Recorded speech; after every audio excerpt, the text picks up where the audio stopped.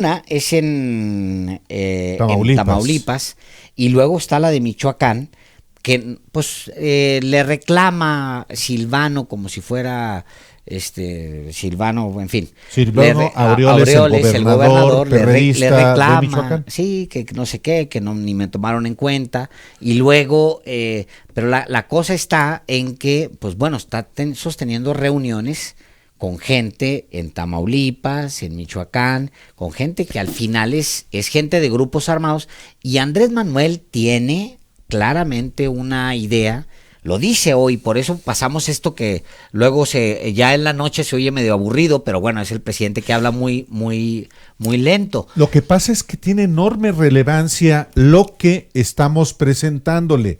Le presentamos de manera amplia la intervención del presidente de la República sobre la intervención del subsecretario de Gobernación en Michoacán y en Tamaulipas, porque tiene que ver con lo que se generó a partir de la declaración de la secretaria de Gobernación, Olga Sánchez Cordero, en el sentido de que hay grupos armados con los que se está dialogando para desarmarse, para incorporarse a la actividad política ordinaria, a la actividad normal de poner las armas. Pero estamos hablando de grupos de autodefensas.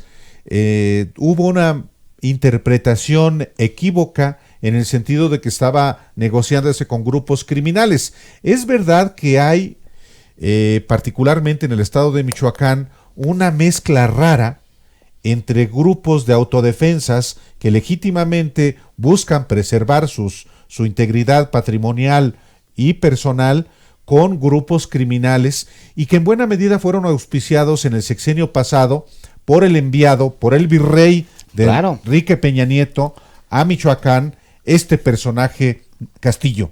Castillo, así es. Y por eso López Obrador dice que fueron auspiciados desde por el gobierno. Sexenio pasado. Es muy importante lo que dice el presidente, toda la declaración. Es muy importante porque plantea una diferencia brutal de los últimos, al menos del sexenio de Peña Nieto, cuando estalla, ustedes recordarán, les estalla en la mano los grupos de autodefensa, Álvaro. Pero también plantea una gran pregunta, que es la pregunta que está dando vueltas ahorita, que está girando, que es, a ver, tú dime, ¿cómo identificas a un grupo del crimen organizado? ¿Cómo puedes diferenciar un grupo del crimen organizado con un grupo de autodefensas? ¿Cómo se visten? ¿Por las armas que traen? ¿Por cómo saludan? ¿Por cómo con quién se juntan? ¿Cuál grupo es cuál grupo? Es que desde que se generaron precisamente estos grupos de autodefensa en el estado de Michoacán de manera particular, había dirigentes que decían, es que esos no son auténticamente al abuelo, autodefensas. Directamente, por ejemplo. O sea, el abuelo Mireles. El propio Mireles. Mireles decía, cuidado con esos. El abuelo se reúne con Castillo muchas veces, y hay fotos del abuelo. Resulta que el abuelo, pues... o el americano. O sea, un montón de líderes de las autodefensas que después terminan, digamos, dirigiendo ciertas alas de ciertos grupos criminales que ahora se están debatiendo, se están agarrando a balazos, se están matando entre ellos por todo Michoacán. Digo, es lo que está sucediendo al final en Uruapan, una tierra tan maravillosa. Y lo mismo está ocurriendo en Guerrero. En Guerrero hay ciudadanos que han padecido las agresiones no solamente de grupos criminales, sino de grupos del Estado.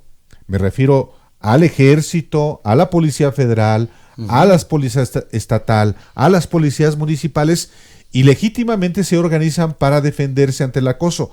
Pero también al mismo tiempo hay grupos armados para preservar sus intereses criminales, en particular el tráfico de heroína por los plantíos de amapola que existen en la sierra de Guerrero. Y más allá, por ejemplo, se habla mucho que en Guerrero hay, y en una parte de Michoacán, hay grupos armados de las minas, por ejemplo, que se armaron simplemente para defender los intereses extranjeros ahí. O sea, es guardias blancas, como no, se les ha conocido históricamente. Son grupos armados que tienen presencia en los pueblos que tienen, digamos, una industria poderosa de la mina. Sí, todo este cóctel, que es un cóctel que prevalece, que no se ha logrado resolver, que no se han logrado desactivar, pues es lo que explica de alguna manera la posición que asume López Obrador, y que pues fue uno de los compromisos que él hizo en la campaña de pacificar, de serenar al país, y parte de la pacificación y de serenar al país tiene que ver con que las armas ya dejen de estar en circulación en manos de grupos civiles. O sea, punto. Es clarísimo lo que dice el presidente. Creo que eso no corresponde a lo que establece la Constitución. Claro. No tiene que ver con un auténtico Estado de Derecho. Quien tiene que garantizar la seguridad de los ciudadanos es el Estado. No puede haber grupos ilegales haciendo funciones de seguridad pública. Punto. Está clarísimo. Sí, el presidente creo que es importante que puntualice eso, pero para llegar a eso, pues falta, creo, todavía un tramo importante. Ojalá que el día de mañana, si ciudadanos en Guerrero o en Michoacán o en otros estados ve que efectivamente tiene garantizada su seguridad, dice: yo para qué quiero un arma, si además a mí no me interesa delinquir. Claro. Pero todavía estamos, creo, lejos de ese